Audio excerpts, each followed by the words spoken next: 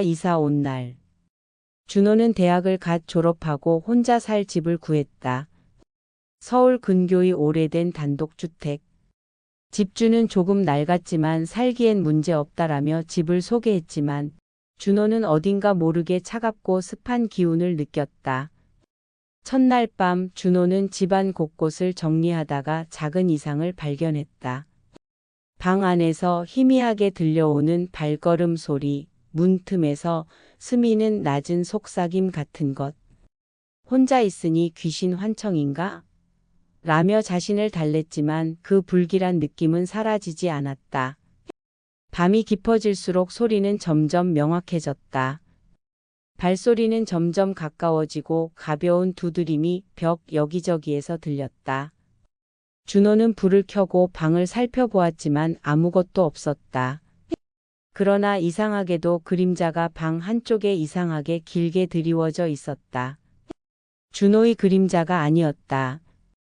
그날 밤 준호는 잠을 이루지 못하고 창문 너머 어둠 속을 응시하며 자신이 이제 막 시작한 독립생활에서 어떤 위험을 마주하게 될지 감지했다.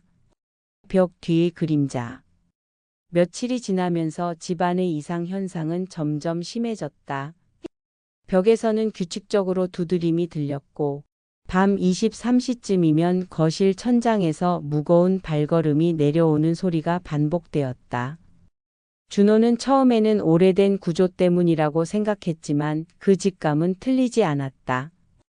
어느 날 밤 준호는 거실을 지나가다가 벽 뒤에서 자신의 그림자가 아닌 흐릿한 형체를 발견했다. 그림자는 자신을 바라보고 있는 듯했고 불길하게 꿈틀거렸다. 준호는 순간 몸이 굳었지만 이성을 붙잡고 도망치듯 방으로 돌아왔다. 그날 이후 준호는 점점 피로와 공포에 시달렸다. 낮에도 가슴 한쪽이 무겁고 숨이 막히는 느낌이 들기 시작했다. 오래된 일기. 집 뒤편의 낡은 창고를 정리하다 준호는 오래된 일기를 발견했다. 글씨는 삐뚤빼뚤했고 잉크가 번져서 읽기 어려웠다. 일기 속 내용은 섬뜩했다. 밤마다 누군가 내 집을 훔쳐보는 것만 같다. 아무도 없는 집 안에서 속삭임이 들린다. 내 마음이 점점 무너져 간다. 나를 잊지 말아요. 날짜를 확인하자 10년 전이었다. 그리고 우연히 인터넷 검색으로 이 집에서 한 남자가 실종되었다는 기록을 발견했다. 경찰도 끝내 시체를 찾지 못했고 그 집은 이후 몇 년간 비워졌다. 준호는 몸서리쳤다.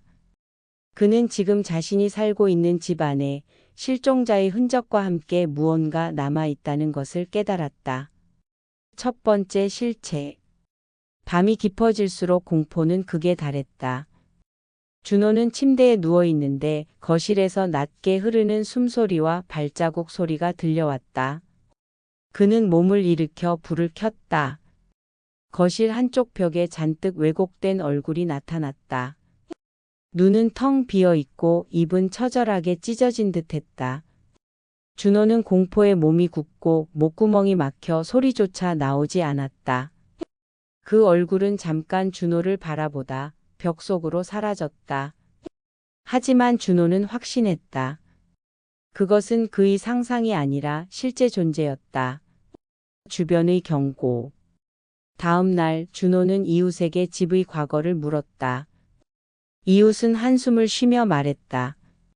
10년 전 혼자 살던 남자가 갑자기 사라졌어. 경찰도 못 찾았고 그 뒤로 집은 비어 있었지. 밤마다 창문에 사람 그림자가 보인다고 해서 아무도 안 들어왔어. 준호는 공포와 동시에 불안을 느꼈다.